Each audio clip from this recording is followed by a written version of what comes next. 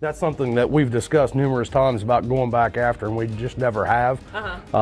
Or maybe we have. When people first tuned in to watch Mountain Monsters, they were not just turning on another television show, they were stepping into a world that felt both familiar and mysterious, a world where Appalachian hills, thick forests, and winding rivers carried whispers of creatures most people had only heard about in stories. The AIMS team, Appalachian Investigators of Mysterious Sightings, was not made up of Hollywood actors or carefully trained celebrities. Instead, they were real outdoorsmen, hunters, and storytellers, men who had lived in those woods, worked on that land, and grown up with those legends being passed down from generation to generation. At the beginning of the series, one of the most memorable faces was Jacob Lowe, the youngest member of the crew. At first glance, Buck looked like the rookie, the one who still had to earn his place among seasoned hunters like Huckleberry, Wild Bill, Jeff, and Willie. Yet it didn't take long for viewers to see that Buck had something special. He had a kindness in his heart, a natural curiosity, and a sense of humor that balanced out the seriousness of the hunts. Fans could see that Buck truly cared about what they were doing. He wasn't there for the spotlight, he was there because this was his dream.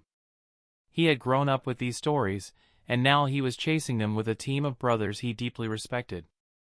At the very center of the group stood John Trapper Tice. From the very beginning, Trapper was more than just the leader, he was the backbone of the AIMS team.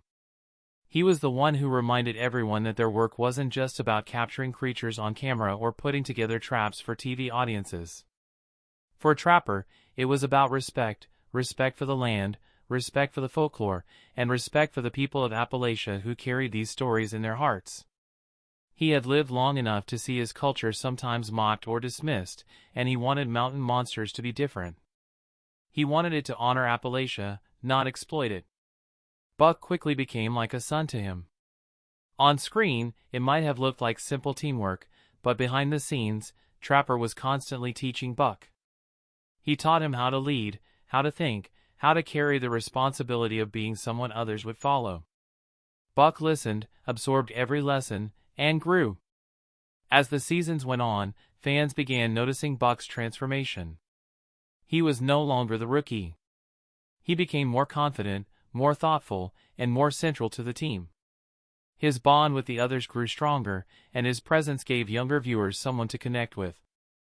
At the same time, Mountain Monsters became more than just a local interest show. It gained national attention. Episodes were drawing in bigger audiences, social media pages were buzzing, and soon the network realized they had something powerful on their hands. But with that popularity came pressure, the kind of pressure that slowly changes the soul of a project. Producers began asking for bigger drama, louder confrontations, and more sensational moments. The hunts had always been exciting, but now there was an expectation that each one had to outdo the last. While the team kept giving their best, and fans still loved what they saw, behind the camera the weight was building. Then came the hardest moment of all, December 16, 2019, when John Trapper Tice passed away.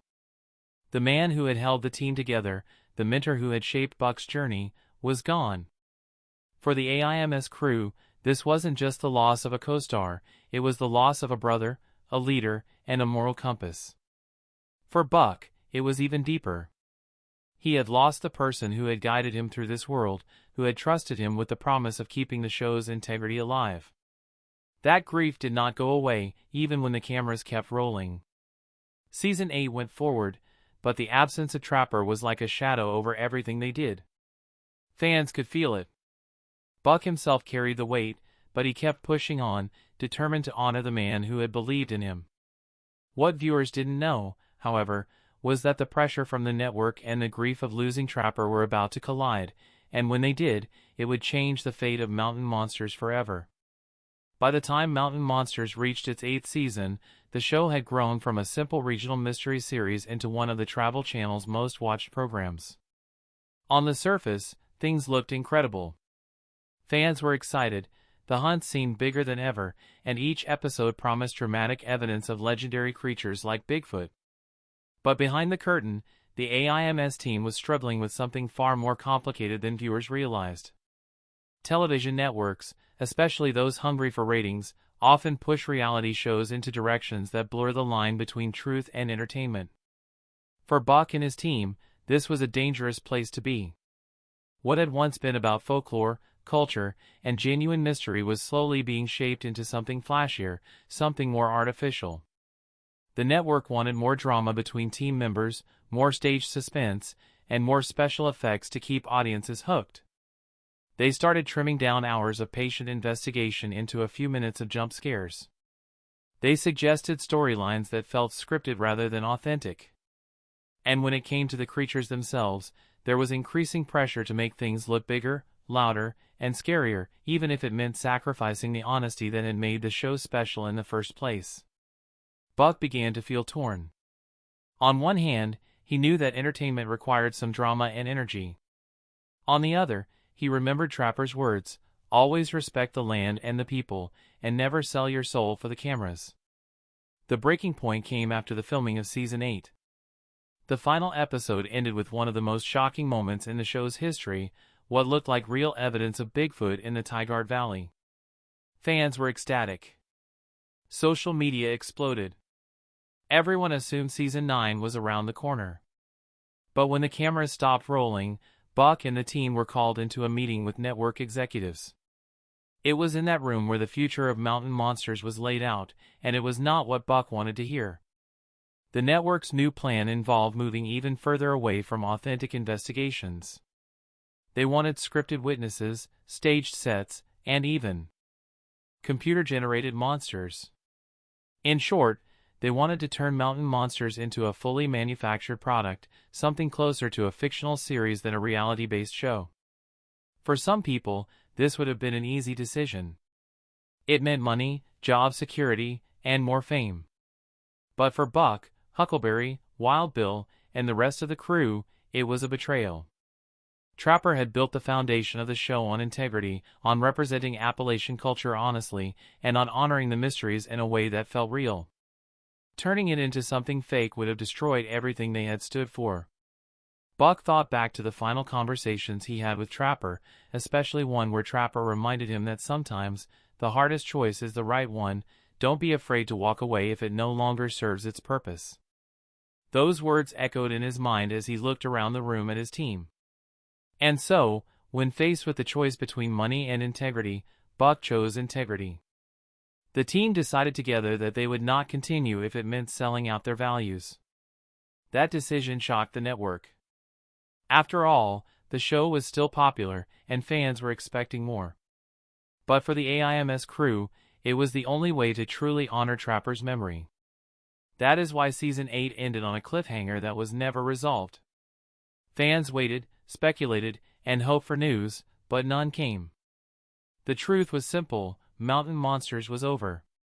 Not because the mysteries had ended, not because the team no longer cared, and not even because of low ratings, but because Buck and his brothers refused to compromise. The silence after the final episode was almost as mysterious as the creatures themselves. Fans filled forums, YouTube videos, and Facebook pages with theories. Some thought the show had been canceled without warning. Others believed the crew had broken apart. Many didn't realize that the truth was actually more noble than any rumor. Buck had kept his promise to Trapper. He had chosen respect over fame, and though it meant the end of Mountain Monsters, it also meant the preservation of its soul. For nearly 3 years after Mountain Monsters ended, fans were left in the dark. Every so often, small updates would appear online, but nothing confirmed whether the AIMS crew would return. Then, in 2025, the silence finally broke. Buck, Huckleberry, and Wild Bill announced a new project, Sons of Appalachia. Unlike their old show, this one would not air on a major network. Instead, it would live on YouTube, directly supported by the fans. At first, people wondered if it could live up to the legacy of Mountain Monsters. After all, the new project didn't have the same budget, the same flashy production, or the same network marketing. But what it did have was something far more important: complete freedom. On Sons of Appalachia, the team investigates mysteries the way they always wanted to. There are no staged witnesses, no fake drama, no forced arguments. The focus is back on the land, the folklore, and the community. Viewers see the AIMS members as they truly are, real people with a real love for the Appalachian Mountains and its legends.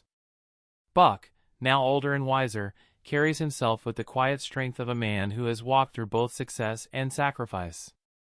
He is not the rookie anymore, he is the guardian of Trapper's legacy. Huckleberry brings his steady presence, and Wild Bill adds the humor and wild energy that fans always loved.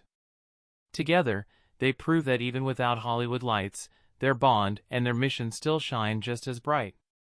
For many fans, Sons of Appalachia feels even more authentic than Mountain Monsters ever did. It is raw, unpolished, and heartfelt.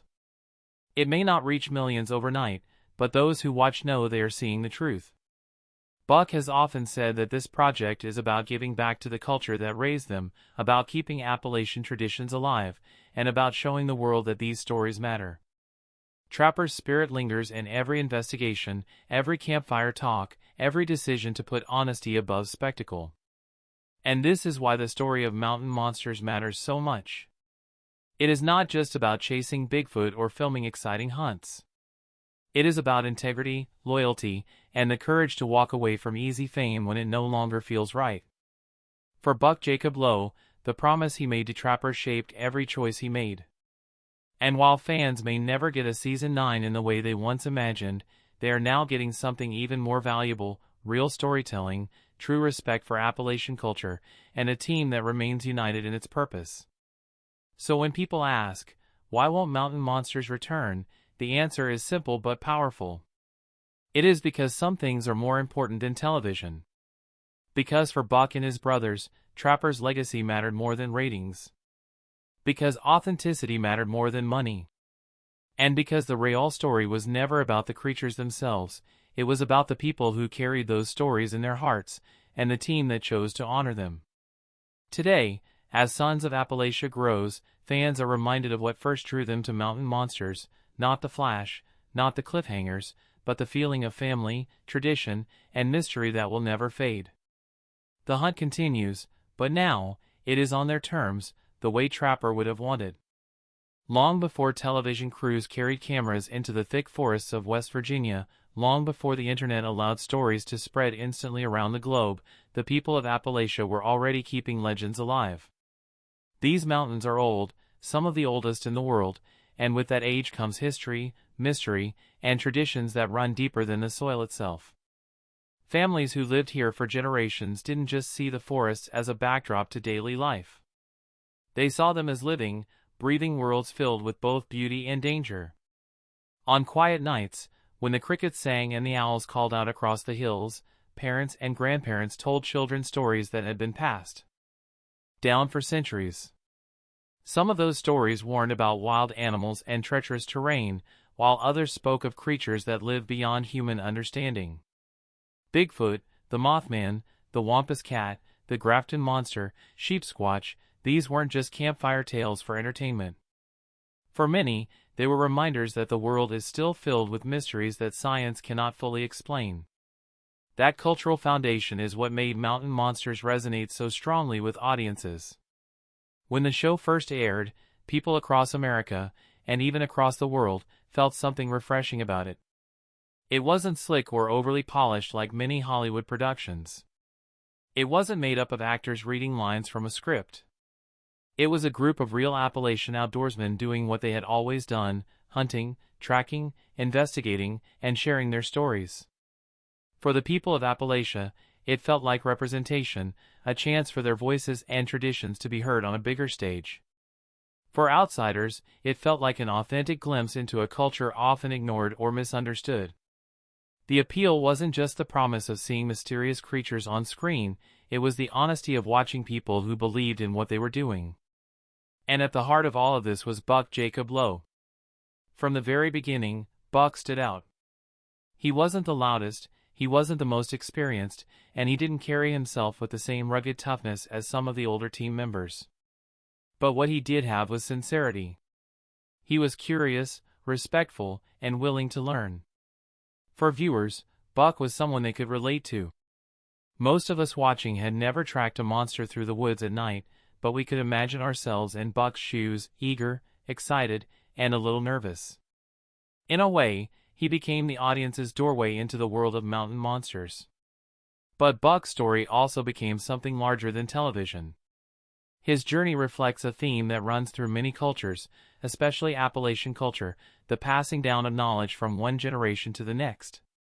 He learned from John Trapper Tice, a man decades older and far more experienced. Trapper didn't just teach Buck how to hunt or how to track. He taught him values, integrity, respect, and loyalty. In Appalachian culture, those values are just as important as any skill. You don't just go into the woods looking for something, you go in with humility, with caution, and with an awareness that you are stepping into a world much bigger than yourself. That is why the end of Mountain Monsters feels so meaningful to fans. It wasn't just the conclusion of a show. It was the story of how values were tested under the weight of fame and corporate pressure, and how one man, Buck, had to carry the promise of his mentor into the future. It raises questions that go beyond entertainment. What matters more, money or integrity? Do traditions survive when they are commercialized? Can a cultural story be shared with the world without losing its authenticity? Before diving into the full story of why Mountain Monsters ended, it's important to remember that shows like this don't exist in a vacuum. They exist in a broader history of folklore and media. For centuries, monster stories have fascinated people because they sit in the space between fear and wonder. They remind us that the world is not fully known, that there are still shadows we cannot explain. In Appalachian communities, these stories are not just myths, they are part of identity. To mock them is to mock the people who tell them. To honor them is to show respect for the culture that has preserved them. When television discovered these stories, the challenge became how to present them without turning them into caricatures. Many shows failed at this, either by mocking Appalachian people or by exaggerating their legends beyond recognition. Mountain Monsters, for all its dramatization, was different because of the people at its center. The AIMS crew weren't outsiders parachuting in.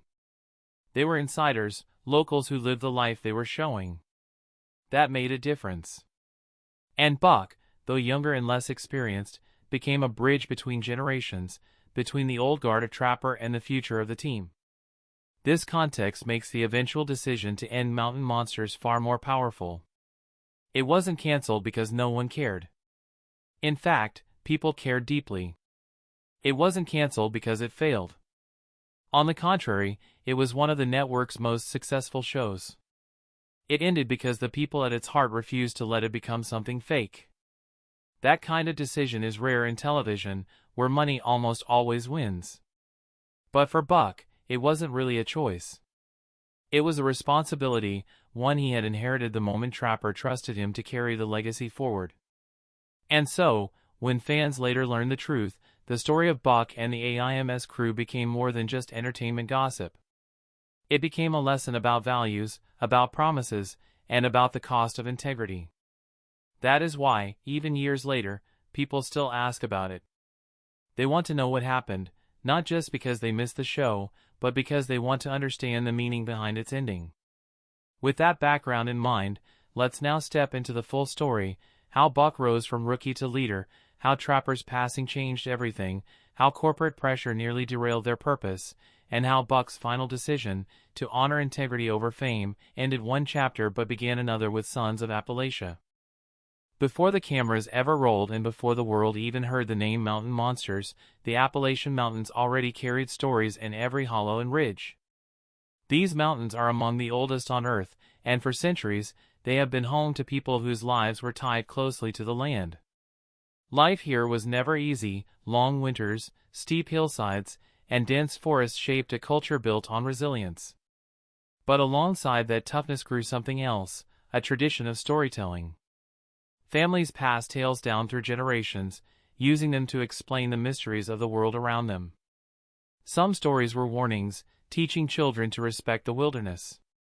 Others were simply attempts to make sense of the strange things people saw or heard in the night. And then there were the legends, about creatures that lurked deep in the shadows, just beyond human understanding. The Appalachians are a place where folklore feels alive. Bigfoot, Sheepsquatch, the Mothman, the Grafton Monster, to outsiders these may sound like myths or exaggerations, but to locals they are part of the cultural fabric. Whether people truly believe in them or not, they carry meaning. They represent the mysteries of the mountains, the possibility that the world is not yet fully mapped or explained. And that idea, that there are still places untouched by certainty, has always fascinated people far beyond Appalachia. When Mountain Monsters first appeared on television, it tapped into that fascination.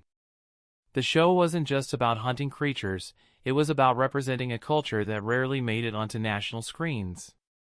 Viewers saw real Appalachian men heading into the woods, not for fame or fortune, but because this was who they were.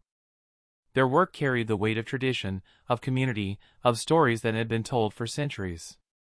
Unlike many paranormal or cryptid hunting shows that relied on cheap scares or obvious fakery, Mountain Monsters felt different. It had heart. It had authenticity. At the center of this authenticity was John Trapper Tice, the team's leader. Trapper embodied Appalachian wisdom, strong, disciplined, but also deeply respectful of the people and stories they encountered. And then there was Buck Jacob Lowe. When Buck joined the team, he was young and inexperienced. He wasn't as tough-looking as Huckleberry or as Wild Bill.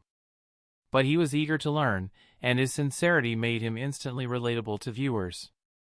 In many ways, Buck was the bridge between the audience and the rest of the crew. If the veterans were the seasoned hunters, Buck was the everyman, the one viewers could imagine themselves being. What made Buck stand out was his growth. Season after season, fans watched him evolve from a rookie who sometimes stumbled through the woods into one of the most valuable members of the team. His ability to mimic creature calls became legendary, drawing responses that even skeptics had to admit were strange. More than that, Buck carried himself with humility. He wasn't trying to be a star. He was trying to honor the culture he had inherited. This is why, when Mountain Monsters ended, fans were left with so many questions. The show had not been a failure. On the contrary, it was one of the Travel Channel's most successful programs. Ratings were strong, the fan base was passionate, and the show had spawned imitators across the paranormal genre. Yet it ended suddenly, without closure. For years, people speculated about why. Was it creative differences? Was it the loss of Trapper? Was it network politics? Or was there something deeper happening behind the scenes? The answer, as Buck would later reveal, was not simple. It wasn't just about ratings or contracts. It was about values, the kind Trapper had passed on to the team, and especially to Buck. In Appalachia, keeping your word and holding on to integrity matters more than almost anything.